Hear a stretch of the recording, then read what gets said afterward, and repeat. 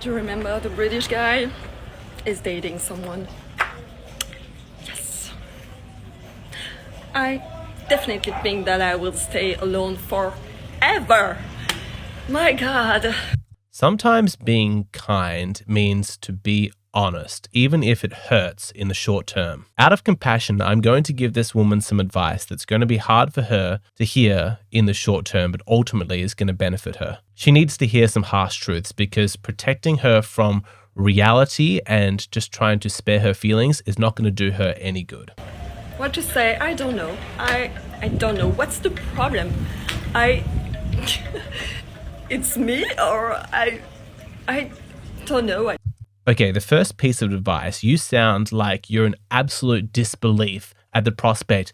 Is it me? Yeah, of course it's you. If you're still single, then the problem is you. I advise you to approach this situation like men do. Take responsibility. When most men fail to get a girlfriend, they take action. They hit the gym. They become successful. They work on their game. They go to therapy. They become more masculine. They do what they need to do to make themselves more attractive to the opposite gender. So drop this absolute disbelief. Is it me? Yeah, you're still single, so it's you. Take responsibility. Don't blame men for not finding you more attractive. Just meet people that are not interested in me and discovering me by in deep, I just need to pause it here so that you can remember what she just said, that she meets people who aren't interested in knowing her in a deep way. Remember that. That's going to become very relevant later on.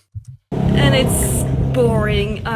It's exhausting to try to find a good connection with someone, and you think it's a good connection, but it's not enough. Again, remember her words. She says that the good connection is not enough. That's going to become really important based on what she says later. And I'm brilliant. I work a lot. I stay in shape, even if I'm 40 years old. I mean, that's the answer.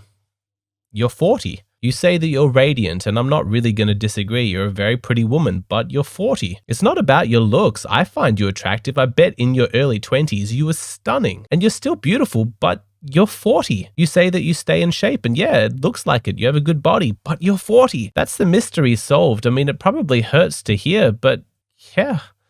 You're not in your 20s anymore. You say that you work a lot as though that's a good thing, but you don't understand men. That kind of career stuff is not important to us. You're thinking of women. For women, it's really important that she respects and admires the career of the man. But that's not important for men. You can have a successful career. You can still be pretty, still be in good shape, but ultimately, you're 40. I don't think you realize how big a deal that is for men. Otherwise, you wouldn't be so emotional. You wouldn't be so confused.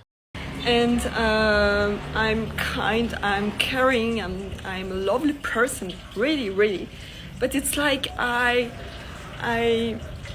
scare men, or something like that. I don't understand. Maybe I should just be less clever or less beautiful, something like that, to be able to have a boyfriend. I don't get it. Please help me. What should I do? I really don't understand. No, you don't understand because you're facing the wrong direction. You're assuming that the problem is with men. Men are scared of me. Maybe I should be less beautiful, less clever. I'm really sick of this cope from single older women. Men must be scared of me. Men must find me intimidating. That's why I can't find a boyfriend. It's not that. Men don't mind that you're clever. They certainly don't mind that you're beautiful. They mind that you're 40, and one has to wonder, why are you still single at 40? Maybe you're about to tell us. Between my 20s and my 30s, I spent 9 years with someone. We were really in love, but we grow together. So, your goals in life change, and I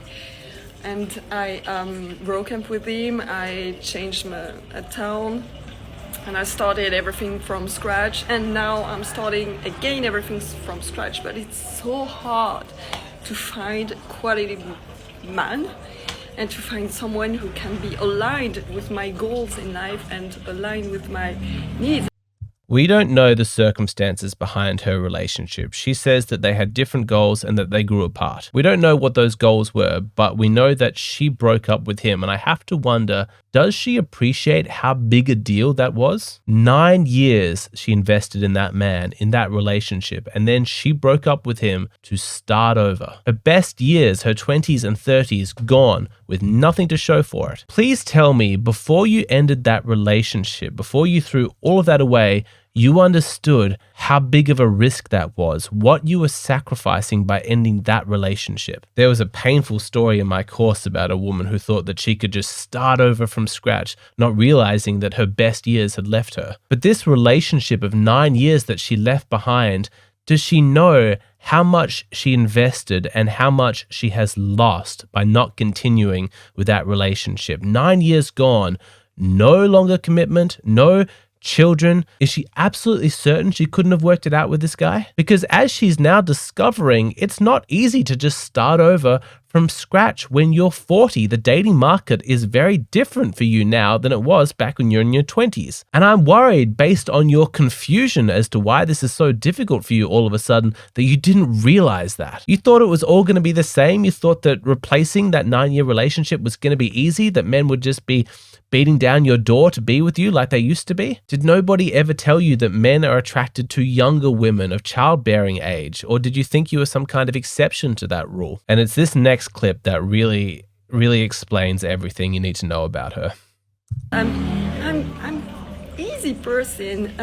All my friends who are boy like me so much because they know me perfectly and they quite fall in love with me in a kind of way. But I didn't like them because they were my friends, you know. Look at her confusion. Look at her inability to explain her own choices and behavior. At this point, I lose any sympathy. Do you remember earlier when she said that she doesn't meet people that want to know her deeper? That was a lie. She has met those people and they like her, but she puts them in the friend zone. They know her, they like her, they fall in love with her, she says. Problem solved. You've found men who want to get to know you deeper, but no, I can't date those men because they're my friends. No self-awareness here. Like so many women, she has no idea what she wants. She says that she wants a deep connection. Remember when she said that earlier? Well, the men who do know her, they like her, they fall in love with her, but no, she's not interested in those men. They're just friends. She doesn't find those kinds of men attractive. So what kinds of men is she interested in? Well, let's find out. But when I meet a boy that I'm interested in, it's like he disappears because he knows that I'm interested in. She says that when she's interested in men, they disappear. Wrong. She's interested in men because they disappear. The men who stick around, who are nice to her, who know her deeply, who fall in love with her, she's not interested in those men. The men who she's attracted to are the ones who disappear. Could this be the missing piece that explains why she's still single? I don't know. I don't know what to do. This is horrible. Dating in 2022. It's horrible. So if you have some piece of advice, I'll take it. Yes, I have some advice for you. I give advice for a living.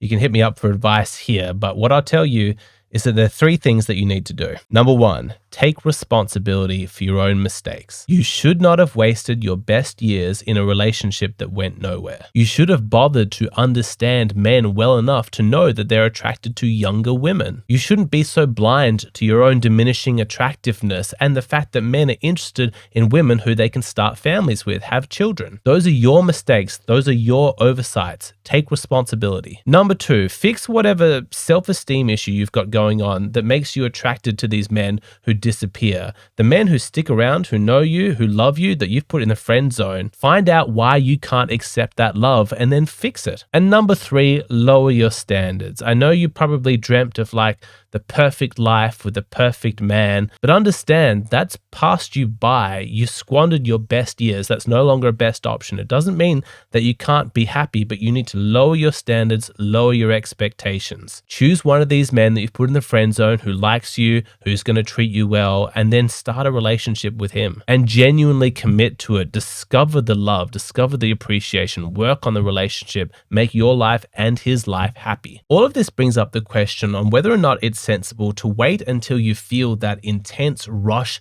of emotion, all that excitement, that sexual energy with somebody before you consider committing to them. Does it make sense to wait until you feel that rush of excitement?